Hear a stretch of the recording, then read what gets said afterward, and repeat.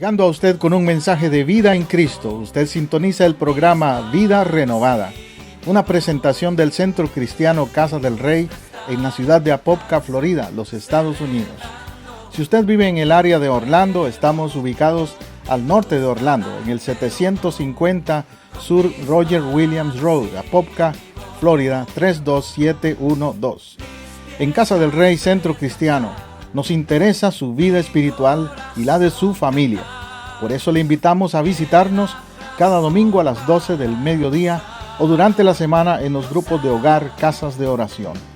Llámenos ahora mismo para más información al teléfono 407-486-0634, 407-486-0634. O escríbanos a casadelreyiglesia@hotmail.com.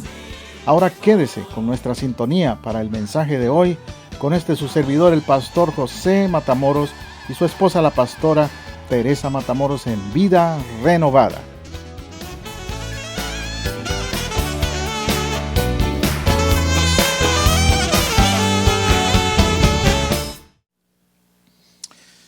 Continúo con la serie de Navidad, con los sermones de diciembre enfocados en Cristo, en el motivo de la Navidad. Y el título de mi sermón es El camino a Belén, la ruta a Belén, el camino a Belén. Pasaron muchas cosas interesantes en ese camino a Belén y en esa ciudad de Belén que quiero resaltar en esta noche. Yo quisiera que usted vuelva su mirada retrospectiva a ese lugar, a Belén, que en alguna manera simbólica se transporte. Aunque cuántos de nosotros soñamos, yo tengo como meta de aquí 2 años máximo ir a Israel y visitar Belén, visitar ese lugar. Pero por lo menos hoy transpórtese a ese lugar, Belén, y imagínese esa noche del nacimiento de Jesús, todo lo que envolvía, ese gozo, esa alegría por el lado del cielo, los ángeles, los pastores, aunque había otras cosas duras y difíciles terrenalmente hablando para ellos, pero espiritualmente había mucho gozo. Y pensar que este Belén representa que Cristo habita en nosotros, que Él vino a un lugar concreto, a un lugar que existe en el mapa, se llama Belén, pero que vino para también entrar a tu corazón, que tu corazón se convierta en un Belén, en un pesebre para Él también. Mirar a Belén con los ojos del corazón es lo que te quiero decir en este día. Mira a Belén con los ojos del corazón. Entiende el propósito de Belén, el plan de Dios completado allí en ese lugar.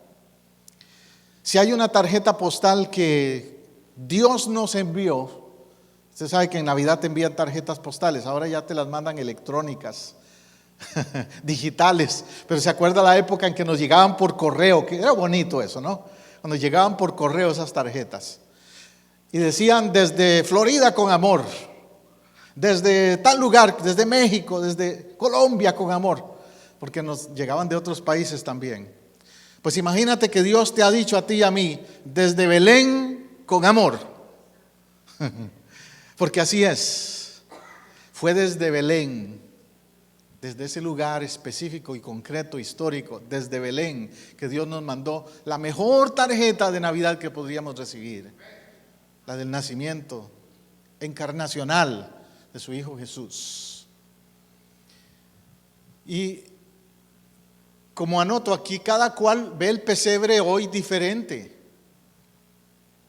Sí, por eso los invité a que lo veamos con los ojos del corazón más que todo. Yo cuando era niño lo veía con ojos de expectativa.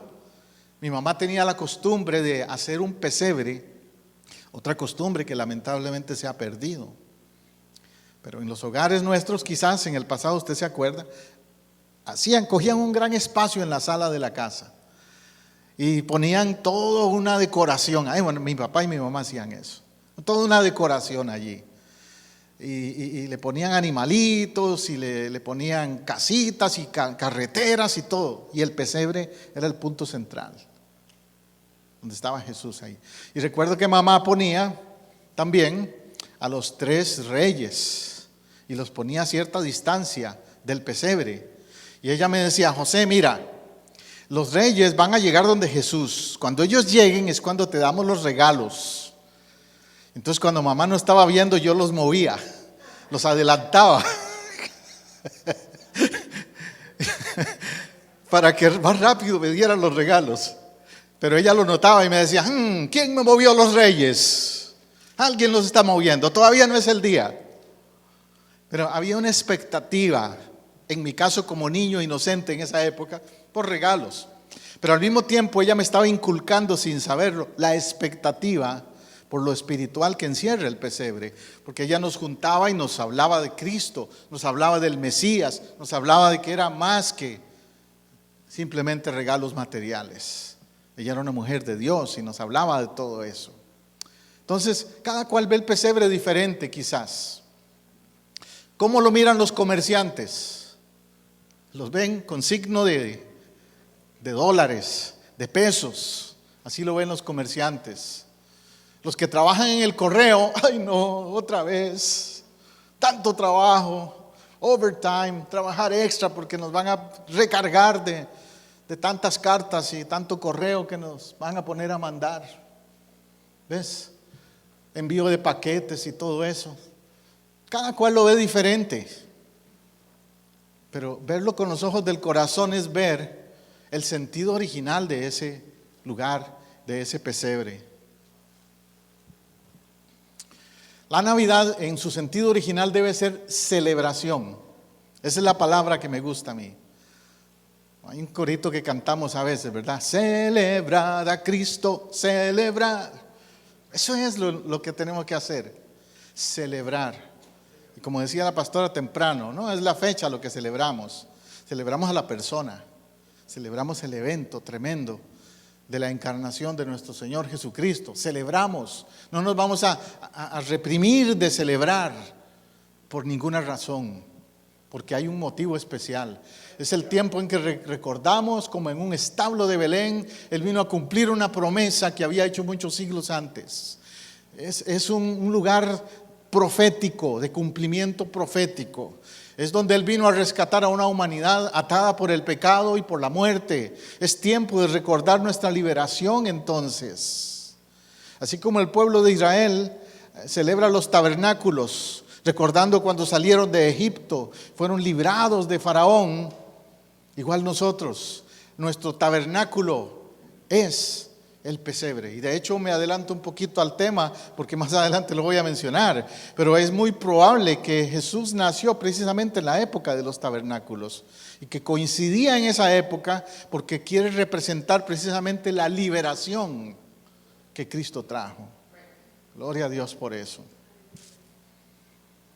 Así que el Belén es todo un evento que encierra un viaje con dificultades, como antes mencioné en mi sermón pasado. ¿Se acuerdan que hablé de eso? Del costo que implicó para José y María salir de pronto corriendo para Egipto. Un viaje con muchas circunstancias adversas para ellos. Una pareja que no estaba preparada en cierta manera para lo que iba a pasar.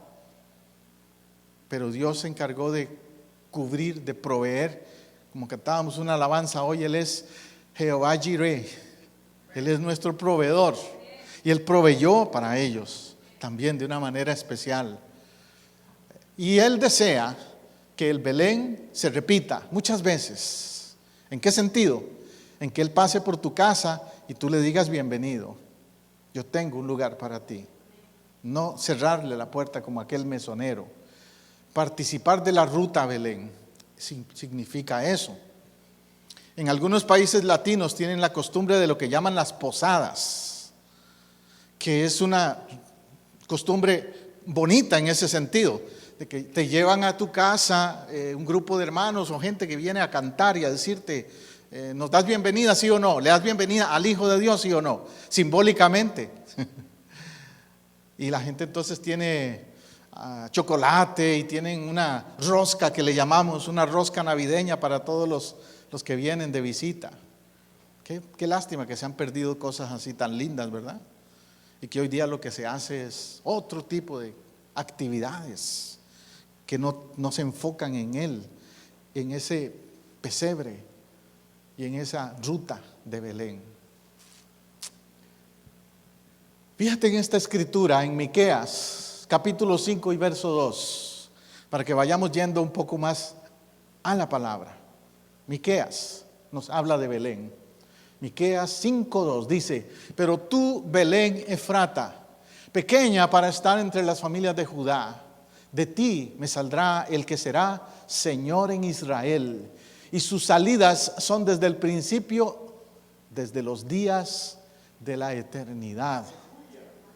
Ese es un pasaje muy interesante, como para dedicarle a hacerle lo que le llamamos en el seminario donde yo soy profesor, un estudio exegético.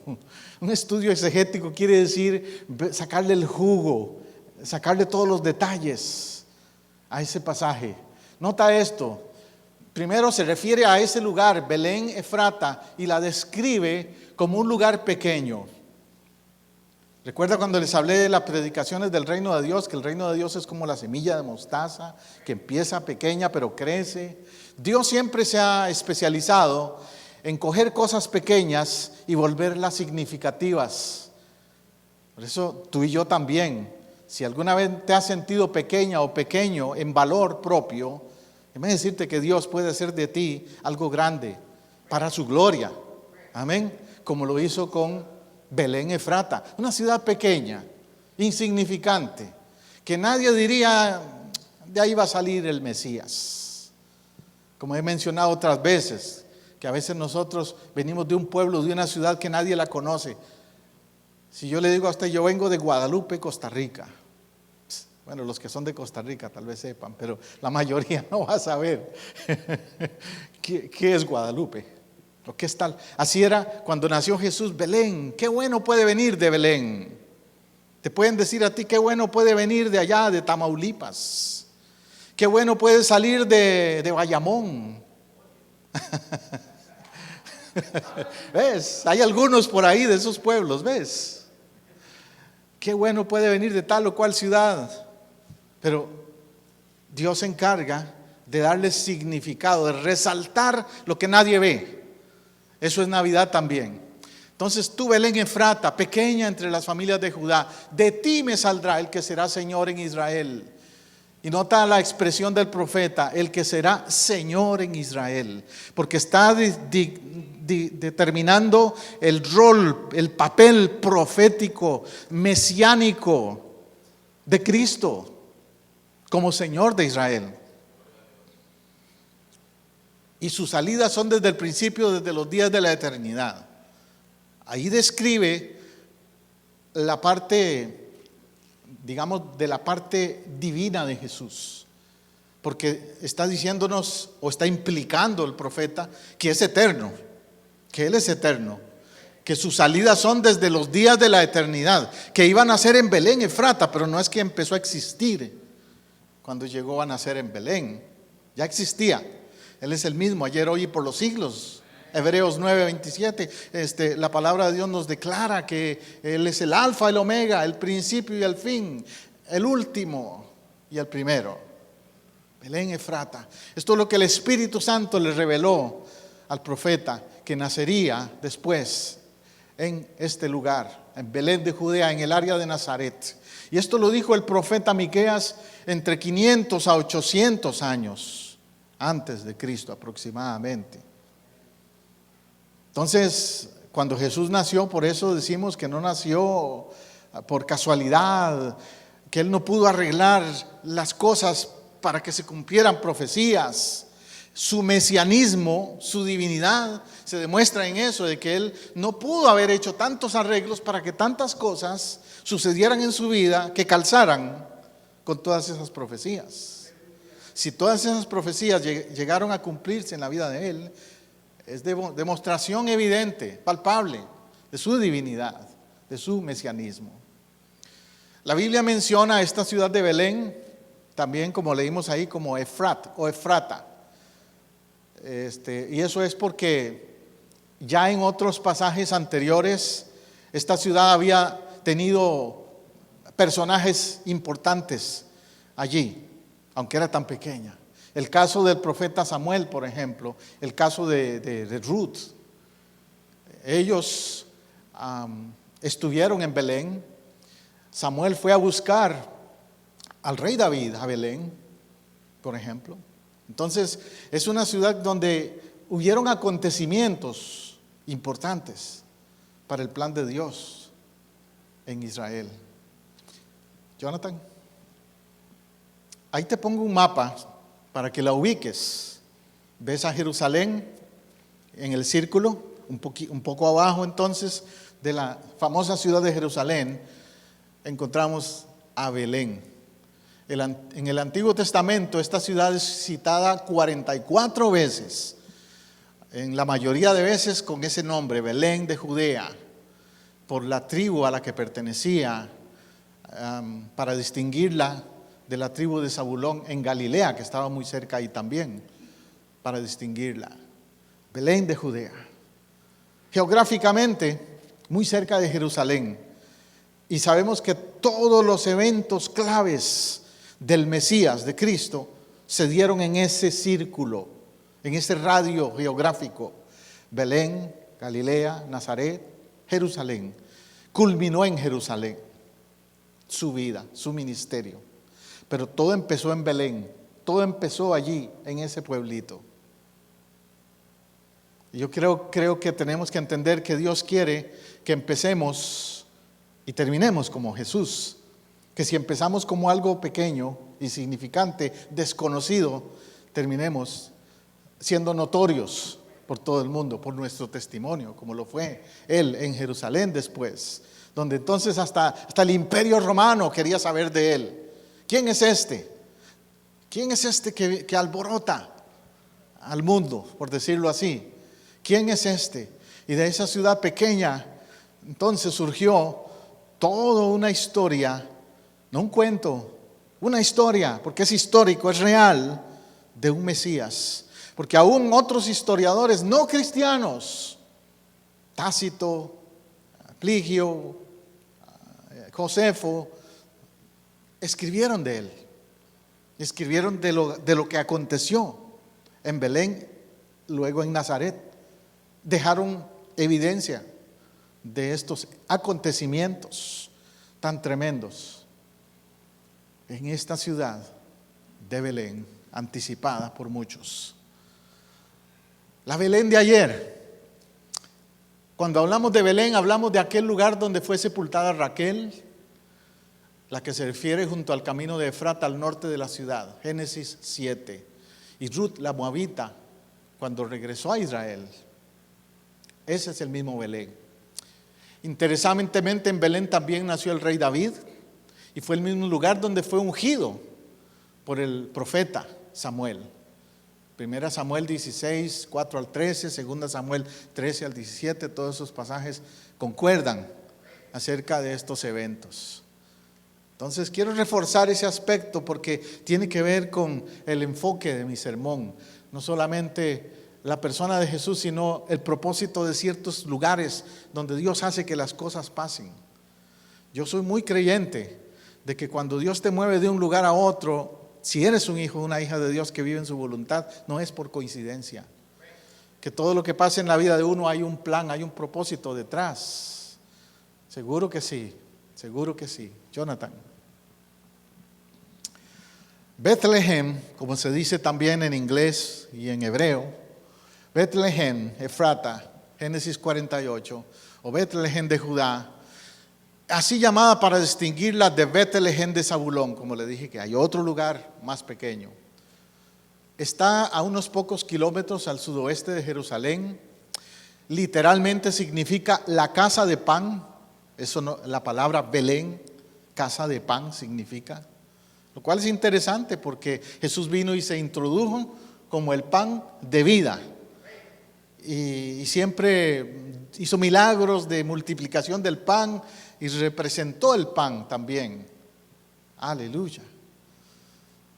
Quiere decir también fructífera, casa de pan o lugar fructífero. Y Jesús vivió una vida fructífera. Y Jesús llama a sus hijos y a sus hijas, a vivir fructíferos también.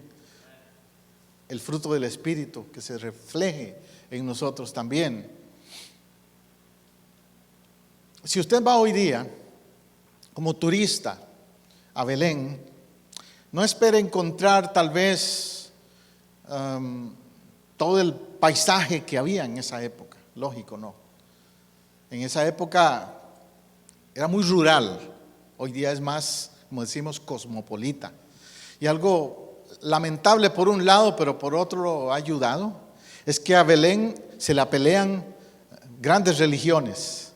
Los judíos o el judaísmo, los musulmanes tienen también sus intereses en Belén, los palestinos, los cristianos de diferentes denominaciones tienen sus intereses en Belén. O sea que Belén es una ciudad que nadie la quiere destruir, no la van a atacar y destruir fácilmente. Los humanos, solo si está en el plan de Dios, pero los humanos la aman, la cuidan, aún los que son enemigos entre ellos, pero a la ciudad no me la toques, dicen. Interesante eso.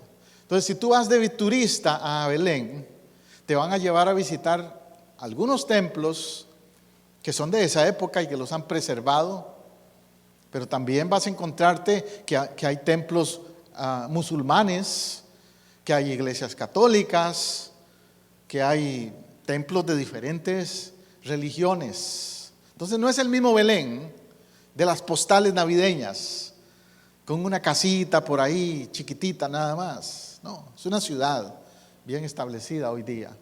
Y lamentablemente el valor espiritual no siempre está ahí tampoco. Lamentablemente también hay mucho comercio turístico. También desde que entras te empiezan a querer vender objetos y cositas, souvenirs, como turista. Que claro, la gente lo ha aprovechado en ese sentido, pero han perdido el significado. Nos pasa como con la Navidad aquí en nuestro contexto. A veces un lugar se convierte en un centro de atractivo turístico, pero no hay vida espiritual. Tenemos que cuidarnos en eso. Amén. Pero quería darle esos datos para que tuviera un trasfondo histórico de Belén. Ahora miremos al niño. Ya hablamos de la ciudad, pero ahora miremos al niño que nació en Belén. Mirar al pesebre es ver a ese niño, un niño que creció, que hizo un impacto profundo en el mundo, que fue humano, que lloraba, que tenía las mismas necesidades físicas de un ser humano, que hizo su travesura entre comillas una vez cuando se le escapó a los papás y lo encontraron por allá en el templo. Un niño normal en ese sentido humano, pero con un destino espiritual. Fue concebido por el Espíritu Santo, fue el Hijo de Dios. Hay historias extrabíblicas, no está en la Biblia, pero hay lo que se llaman los libros apócrifos. Y hay un evangelio apócrifo, se llama el Evangelio de Tomás. Se supone que lo escribió Tomás, uno de sus discípulos. Y en ese evangelio cuenta una historia en la que Jesús resucita a un pajarito, siendo niño. Interesante ese párrafo, hay un párrafo en ese evangelio de Tomás donde él hace eso. Jesús tuvo que ser niño porque si no lo hubiera sido, no podría haber ocupado nuestro lugar y así cumplir las leyes que nosotros habíamos quebrado. Recuerda lo que dice Gálatas 5, todo ese contexto, que nació de la ley de mujer para salvarnos de la maldición de la ley. Él tenía que cumplir los reglamentos desde pequeño. Por eso, como a muchos niños judíos, especialmente los que iban a ser líderes, a los 12 años lo llevaron al templo a que se convirtiera en un rabino. Y él fue al templo a estudiar y sorprendió a los maestros de la ley más bien por la autoridad que él tenía, pero era un paso que había que dar y él lo obedeció. No necesitaba que le enseñaran nada, pero él lo cumplió. Como cuando Juan el Bautista viene y le dice: Señor, tú debieras que ser quien me bautice a mí. ¿Te das cuenta? Que Jesús no siempre hizo cosas porque él lo necesitara, sino para darnos ejemplo. Es como a mí me han preguntado muchas veces: pero ¿por qué si él era Dios hablaba al Padre? Simplemente porque estaba enseñándonos a tener relación con el Padre. No porque fuera menos, era el mismo Dios en esencia divina, pero en su condición humana se hizo como nosotros para enseñarnos cómo relacionarnos unos con otros y cómo relacionarnos con el Padre, con Dios. Y lo hizo desde niño entonces, cumpliendo los mandamientos por nosotros. Si Jesús no hubiera sido hombre, no hubiera podido haber muerto en lugar nuestro en la cruz del Calvario. Gracias a Dios que se hizo verdadero hombre. Gracias a Dios por esa cosa tan misteriosa que se llama la encarnación. Filipenses capítulo 2 nos habla de eso, que él, siendo en forma de Dios, no estimó el ser igual a Dios como cosa que aferrarse, sino que tomó condición de hombre. ¿Ves? En el griego la palabra que usa el apóstol Pablo ahí es la palabra metamorfos. Cuando dice él, no tomando en cuenta el ser igual a Dios, tomó metamorfos de hombre. ¿Y qué es la palabra metamorfos? Metamorfosis. Metamorfosis significa ser transformado sin dejar de ser lo que eres en realidad. Un ejemplo, la metamorfosis que sucede en una mariposa. Cuando tú ves una mariposa, sabes que esa mariposa pasó por una metamorfosis, que fue una larva primero, que después fue un gusano y después fue una mariposa. Pero si te pregunto, aún científicamente, ¿son tres diferentes? La larva, el gusano y la mariposa, ¿son tres diferentes o es la misma mariposa? Es la misma mariposa. Solo que pasó por una metamorfosis. La palabra griega que Pablo usa en Filipenses 2, cuando dice que él no estimó el ser igual a Dios como cosa que aferrarse, sino que se despojó a sí mismo, tomando forma de hombre. Metamorfosis. Pero ese era el mismo Dios, la misma Trinidad, el mismo Padre, pero tomó forma, metamorfosis. Se transformó en hombre para ganarnos a nosotros y para cumplir la ley de Dios, para poder ir al Calvario y hacer lo que tú y yo no podíamos hacer, ni ninguna religión, lo que ningún esfuerzo humano puede hacer. Él lo hizo. Eso es la razón. Por eso le decimos Emmanuel también, Dios con nosotros. Tremenda esa revelación de lo que es la encarnación. Entonces tenemos que ver al niño no simplemente como un niño, como el Mesías. Por eso vinieron a adorarle los tres hombres sabios, porque no era cualquier niño, era el Mesías. Un día en Belén entonces, una pareja solitaria en un pesebre, en un establo, dio a luz a un bebé que tenía destino profético. Ese pesebre era temporal porque eres rey del universo. ¿Me escucharon? Ese pesebre era temporal porque Él es el rey del universo. Y eso es lo que tenemos que dejarle saber al mundo hoy. No nos quedemos en el pesebre nada más. Hagamos memoria del pesebre, sí. Pero recordemos que eso era temporal y que Él viene. Y cuando venga, no viene a nacer en un pesebre otra vez. Cuando venga, viene montado en un caballo blanco, según el libro de Apocalipsis nos revela esa figura. Y en su lomo dice, Rey de Reyes y Señor de Señores. Porque Él es el Señor y el Mesías. Eso es lo importante recordar. también de este evento. ¿Quién era y qué va a hacer al regresar también? Otro pasaje que me intriga es cuando a Herodes le hablan de que en Belén de Judea iba a nacer este hijo de Dios, este profeta, este niño. Y Herodes entonces decide tratar de destruirlo. No nos da tiempo hoy de ver todos los detalles, porque cada uno de estos eventos tiene muchos detalles. Lo que sí te puedo decir es que Herodes murió, pero el espíritu de Herodes no ha muerto. El que operó en Herodes sigue operando hoy día. El espíritu de Herodes yo lo llamo aquel espíritu que trata de destruir a los niños, que trata de dañar a nuestra niñez. Cuando oímos historias de abuso de niños, de pedofilia, de rapto, de maltrato de niños, el espíritu de Herodes está operando en todo eso. Aleluya. Tenemos que interceder por eso.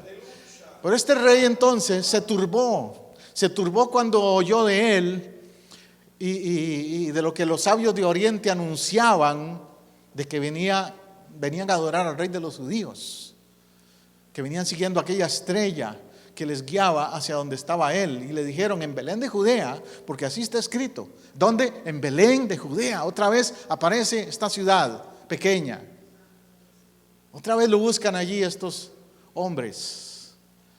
Y tú, Belén de la tierra de Judá, no eres la más pequeña entre los príncipes de Judá, porque de ti saldrá un guiador que apacentará a mi pueblo Israel. Esta es la narración que nos aporta Mateo capítulo 2.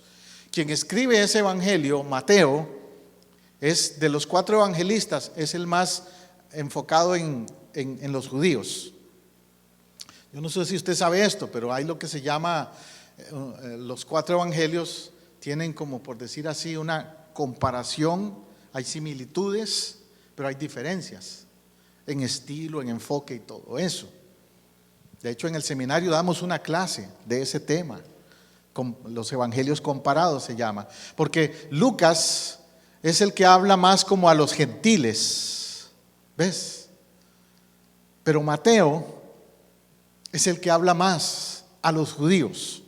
Y los que más necesitaban entender quién era el Mesías eran los judíos, porque eran los que más los rechazaban al mismo tiempo. Como dicen por ahí, no hay profeta en su propia tierra. Cuando tú eres de cierto país, por más méritos que tú hagas, a veces le dan más importancia a otro de otro país, que tal vez hace lo mismo o menos que tú, porque esa es la actitud humana a veces. Y los judíos hacia Jesús siempre han tenido una actitud despectiva por ser judío y por ser de Nazaret, como dije antes. Por eso Mateo resalta esa parte que dice: porque de ti saldrá un guiador que apacentará a mi pueblo Israel. Porque quería hacerles conciencia de ese rol profético que ellos no entendían, y lamentablemente hasta hoy no entienden la mayoría de judíos. Hay por ahí un movimiento, un grupo que se llama los judíos mesiánicos. Si oye hablar de ellos, son judíos que ahora sí creen en el Mesías. Ahora aceptan que Jesús es el Mesías, que Él es Yeshua HaMashiach, como se dice en hebreo. Pero no son muchos. Todavía hay una resistencia por parte de los judíos a entender esta gran verdad. Hay 3 categorías de judíos. ¿Sabes cuáles son? Hoy día, me refiero a hoy día. 3 categorías. Los judíos ortodoxos, los judíos, podemos llamarlos tradicionales, y los judíos liberales. Los tradicionales también los llaman los judíos reformados. ¿Qué los distingue? Bueno, el judío ortodoxo es el que sigue todavía bien apegado a la Torá y a la ley de Moisés, y que nadie lo saca de ahí. Bien aferrados son. Entonces ellos también siguen aferrados a las fiestas, a las comidas, a la dieta que tienen que comer, el kosher y todo ese tipo de cosas. Y tú los ves vestirse con un sombrerito negro ahí en New York y en otras partes, con un sombrerito negro, y se dejan crecer una Una patilla del pelo natural, larga, así un colocho. Se dejan crecer a los lados. Y vestidos de negro. Así se distinguen. Oh, esos son los ortodoxos. Esos no quieren saber nada de Jesús. Luego están los judíos reformados. Los judíos reformados son aquellos que usan una cosita en la cabeza, una gorrita en la cabeza. Pero no la usan todos los días. La usan el sábado cuando van a la congregación. Ellos le llaman congregación hoy día a la sinagoga. Entonces van a una. Y cuando van se ponen esa cosita. Algunos la usan en la calle también, algunos. Pero ellos son más flexibles, no son tan estrictos con lo que es las comidas y todo eso. Solo en lo que sí se preocupan en las fiestas anuales. Celebrar el Yom Kippur, celebrar el Hanukkah y todas estas celebraciones. Y tercer grupo, los judíos liberales. Que si tú vas a Israel te vas a sorprender de que hay partes de la ciudad donde de noche es otro mundo ahí. Discotecas y fiesta, vacilón. Y, pues, estoy en Jerusalén, estoy en Israel, sí. Porque los que van ahí son los judíos liberales, los que no son nada religiosos, nada espirituales, nada religiosos. Y eso se casan con cualquiera y toda esa cosa. Los anteriores que te mencioné no se casan con cualquiera, tienen que ser judío. Entonces te estoy dando una descripción un poquito de lo que es la cultura judía. ¿Y qué significaba que a ellos les dijera el profeta y que a ellos les dijera el apóstol? Entonces estas palabras: de ti saldrá un guiador que apacentará a mi pueblo Israel. ¿Por qué? Porque este pueblo todavía necesita un guiador, un apacentador. Todavía hay confusión, todavía están perdidos. Los queremos, los amamos, los bendecimos. Yo bendigo a Israel y a su gente, pero espiritualmente todavía necesitan convertirse. ¿Ves? Es como cuando tú tienes un hijo que anda mal en los caminos del mundo. Tú no lo maldices, tú lo bendices o la bendices, pero tú le dices: necesitas convertirte. No lo alcahueteas y no le dices: no, sigue así, estás bien así. No. Te amo, le dices, te quiero, te amo y no quiero verte perderte. Así le dice Dios a Israel a través del Mesías. Pero también tú y yo necesitamos ese mismo mensaje. De ti saldrá un guiador. ¿No necesitas tú un guiador en la vida? Seguro. Y Jesús vino declarando: yo soy el camino. O sea, yo soy el que guía. Pedro le dijo un día: maestro, ¿a quién iremos? Si solo tú tienes palabras de vida eterna. Pedro llegó a entender que sin él no había guía en la vida, ¿cierto? Y el mismo Jesús le dijo a sus discípulos, Juan capítulo 8, donde les habla de la vid y todo eso, les dice: yo soy la vid, vosotros los pámpanos, y separados de mí, nada podéis hacer. El que conmigo no recoge, desparrama. Así lo describe Jesús. Si tú quieres, síguele con tu vida como tú quieras, a tu antojo, como te dé la gana, pero hay consecuencias de ese estilo de vivir. Jesús quiere ser tu guiador. Tú necesitas, tú y yo necesitamos decirle: Señor, ya no quiero seguir viviendo al garete, quiero seguir viviendo por tu dirección. Que seas mi Salvador como lo eres de Israel también. Que apacentará a mi pueblo de Israel también se aplica a ti y a mí, porque tú y yo somos el nuevo Israel espiritual. Según nos dice el apóstol Pablo, que hemos sido injertados, pero ahora somos el Israel espiritual también. Entonces tú eres un judío ahora, no de sangre, pero un judío de herencia espiritual. Eres parte de ese plan. Amén. Bueno, a José y María, la ruta a Belén, el camino a Belén, los llevó por un censo. Hubo necesidad de hacer un censo. no es algo que te dijera nuevo para ti y para mí. Nuestros países lo acostumbran también, ¿verdad? Una vez que otra tocan la puerta de nuestra casa y vienen a hacernos preguntas. Aquí lo hizo los Estados Unidos para ver cuántos latinos habemos. Ya veo más de 30 millones aquí, según el censo. Pero es importante los censos. Para los gobiernos son importantes. Para los judíos no querían, no les interesaba eso del censo. Pero los romanos tenían un interés. El censo tenía un propósito político, y vamos a hablar de eso en un ratito aquí, pero eso fue lo que los llevó.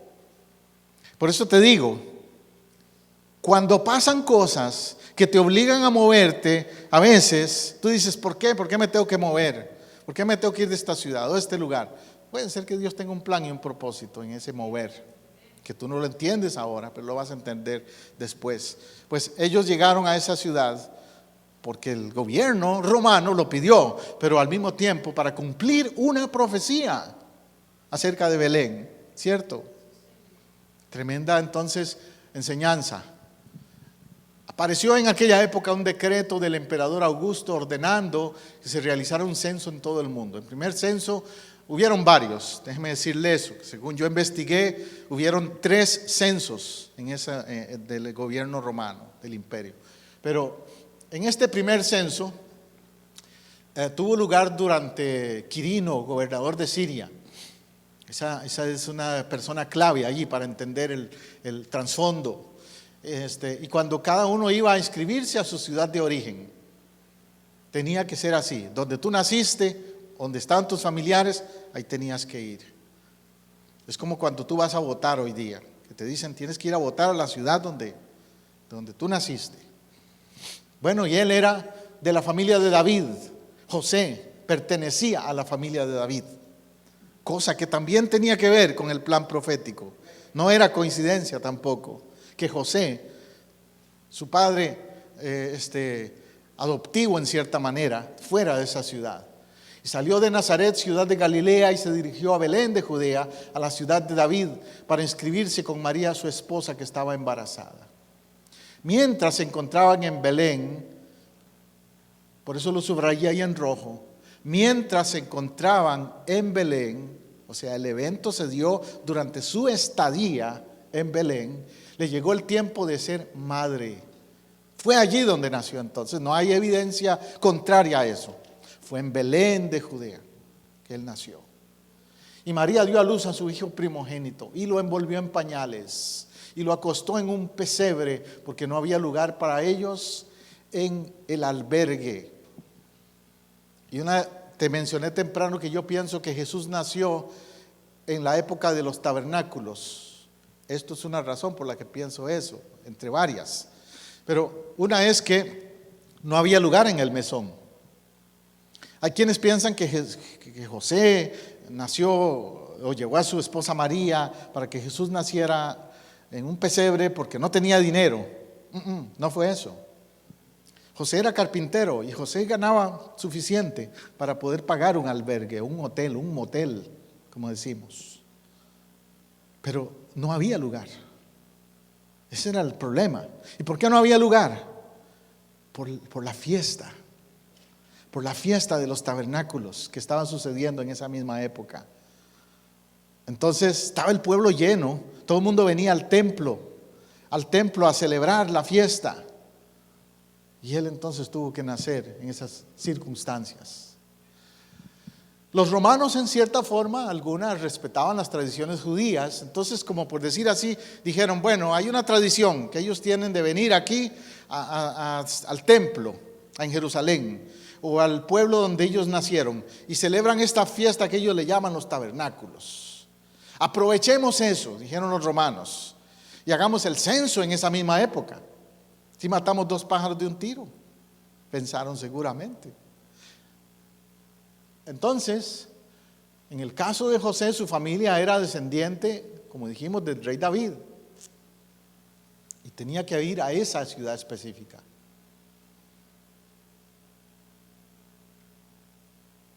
Ya les mencioné cómo esto implica destino profético, porque Samuel, el profeta, dice en 1 Samuel 16:1, Dijo Jehová a Samuel: ¿hasta cuándo llorarás a Saúl, habiéndolo yo desechado para que no reine sobre Israel? Llena tu cuerno de aceite y ven, y te enviaré a Isaí de Belén, porque de sus hijos me he provisto.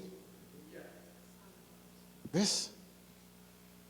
El profeta Samuel fue enviado específicamente a buscar a un hijo de Isaí, de Belén, Isaí de Belén, que era no otro que el rey David, que ahora lo conocemos como el rey David. En ese momento era un pastorcillo, sin identidad. Por eso hay un canto muy bonito, que a mí me encanta, esa alabanza, que dice: saco mi vida del anonimato, me dio vestido y corona real. ¿Lo has oído? Porque es David que está testificando de que él era anónimo, desconocido. Pero el profeta lo fue a buscar para ungirlo como rey. Cosa tremenda eso. Y a veces tú dices: a mí, ¿quién me hace caso? ¿Yo de qué sirvo?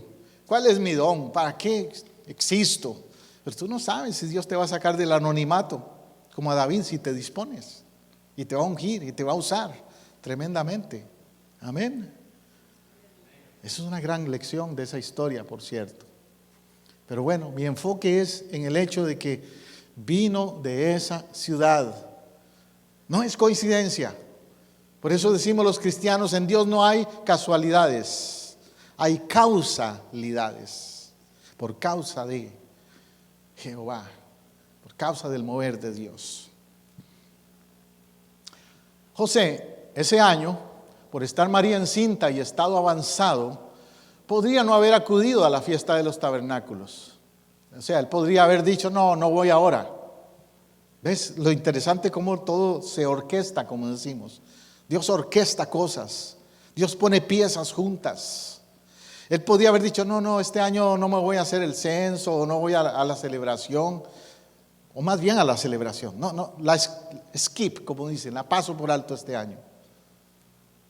No, como usted diría, tal vez este año no voy en las Navidades no voy, o en el Thanksgiving no voy a visitar a la familia. Muchos gastos, muchos problemas, me quedo en casa. Tal vez José pensó eso, no sé, porque estaba María avanzada. Pero resulta que entonces el gobierno dice: hay que ir, no matter what. No importa si está embarazado o no, tienes que ir a inscribirte, a empadronarte, al censo. Pero todo era parte del plan de Dios para el cumplimiento de las profecías de que Él nacería en Belén, aunque no vivían ahí. Él nacería en Belén. Es parte del plan. Por eso yo a veces, cuando estoy dando consejería y la gente me dice: pastor, ¿por qué tal cosa? ¿Por qué aquí? ¿Por qué allá? Y yo les digo: ora a Dios. Tal vez es parte del plan. Circunstancias que no entendemos en ciertos momentos pueden ser parte del plan. Así es Dios. Tómalo de esa manera. Tómalo de esa manera. ¿Qué otros datos hay en el evento? Bueno, como le dije, muy probable que él nació durante la fiesta de la cosecha, o las trompetas, o los tabernáculos, que era una fecha en la que se incluía trompetas, expiación, lo llamamos Yom Kippur. Cuando todos los judíos son llamados a Jerusalén por tercera vez en el año, así como la Pascua y en Pentecostés. Eso es un dato interesante, histórico, que tiene sentido. No lo podemos afirmar 100%, como dije desde el principio. Nadie puede decir con exactitud la fecha, pero sí podemos saber la época aproximada, y esto es un dato que nos da evidencia de una época. Interesante eso. Hay otra evidencia extra bíblica, como les mencioné, de hombres que no eran cristianos, historiadores no cristianos, que nos dan luz. Dice: eso era necesario que vinieran para ser censados. Fue justo cuando llegaron a Belén que María dio a luz a Jesús. Lo que debemos notar es que este episodio ocurrió cuando el gobernador de Siria era Cirenio. La historia secular, o sea, aparte de la Biblia, nos habla de este Cirenio. Nos muestra algo interesante de este personaje llamado Cirenio. Nos dice Al principio, algunos historiadores cuestionaban a la Biblia porque decían, ese hombre no estuvo ahí en esa época. Lo mismo de Herodes. Decían, Herodes murió antes que Jesús naciera.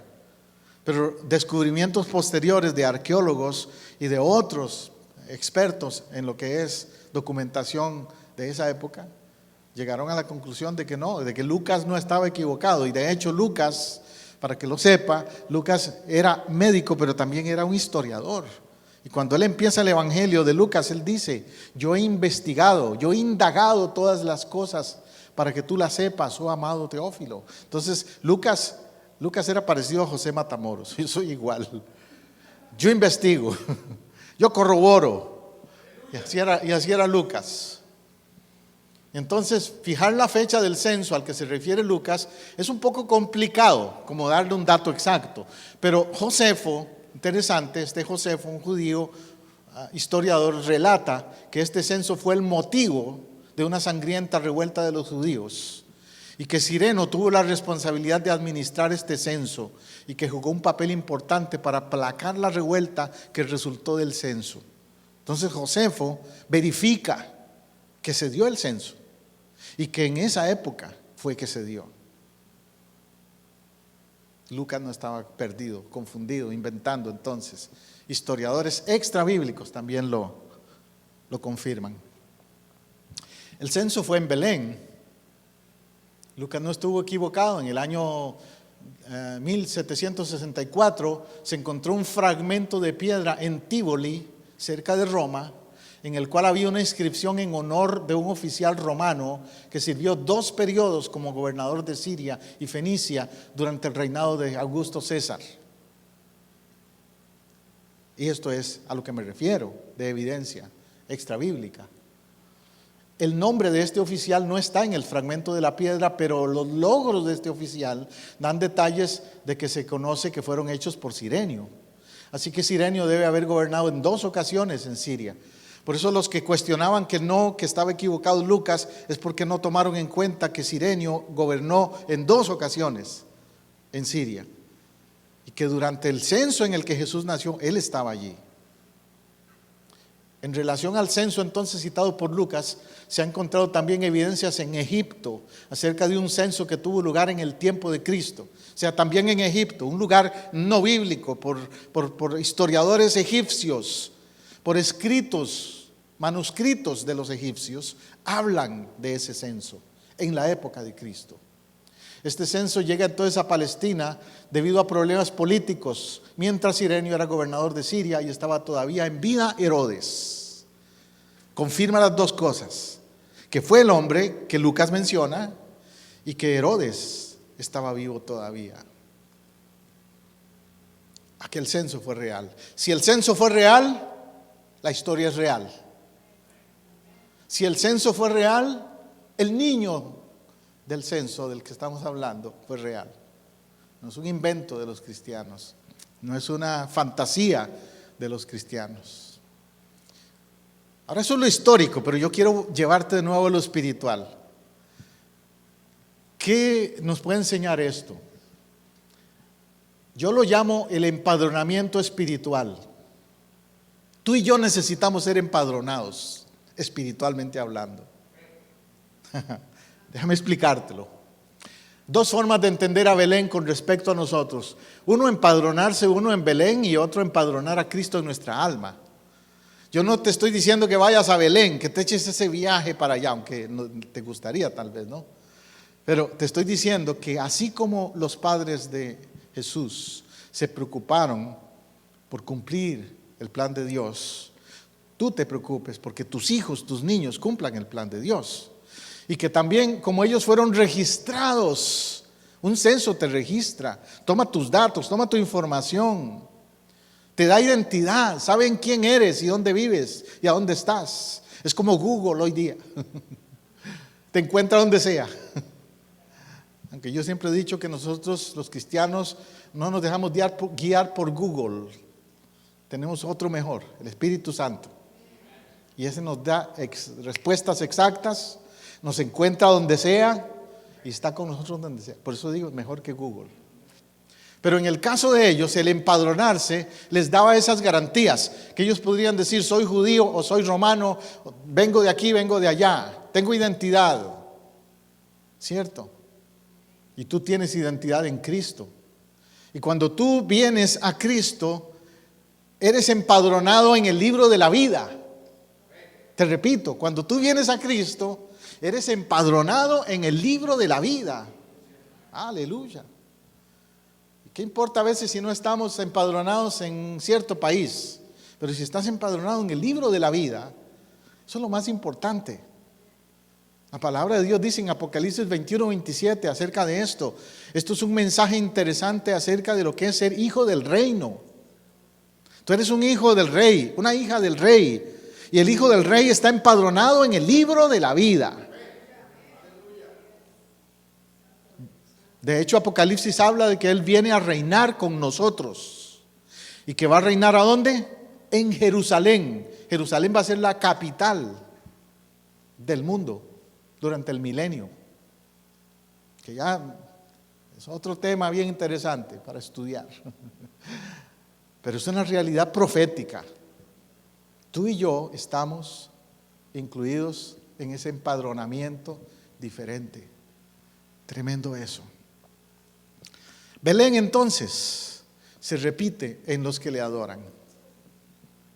No hablo del Belén nada más histórico, sino de ese Belén del corazón. ¿Has hecho tú, tu vida, tu relación con Dios, un lugar donde Él pueda nacer? Lucas 2:11 dice que os ha nacido hoy en la ciudad de David un Salvador que es Cristo el Señor. ¿Qué fue lo que nació en esa ciudad de David, de Belén? Un Salvador. Si Él no es Salvador de tu vida, ¿qué importa entonces todo lo demás? ¿O pierde sentido todo lo demás? Yo he argumentado con personas de algunas sectas por ahí, con este asunto de si nació aquí, si nació allá, si nació en esta época o la otra. Y yo siempre les hago la misma pregunta. Contéstame nada más esto. ¿Él es tu Salvador? Él nació en tu corazón ya. Cuéntame eso, me interesa más oír de eso que de fechas exactas de historia o qué sé yo, aunque yo sé de eso también. Pero lo importante ¿es tu Salvador? ¿Ha cambiado tu vida? ¿Te ha hecho una nueva persona, una nueva criatura? ¿Te ha hecho ser un mejor padre, un mejor esposo, un mejor hijo? ¿Es tu Salvador y tu Señor? ¿Es Belén algo real en ti? ¿O es una cuestión de tradición nada más? Ojalá que no. Oremos. Me gusta estar en tu casa, celebrando con tu pueblo. Así llegamos al final de un programa más de Vida Renovada, una producción de Casa del Rey, Centro Cristiano Internacional, transmitiendo desde Orlando, Apopka, en Florida, los Estados Unidos.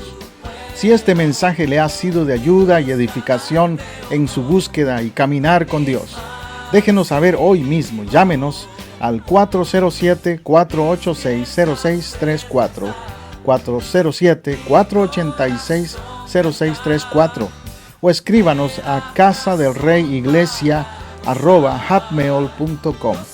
Si vive en Orlando o sus alrededores, visítenos este domingo en el 750 sur de la Roger Williams Road, en Apopka, Florida, 32712. Nuestra celebración de alabanza y predicación es a las 12 mediodía.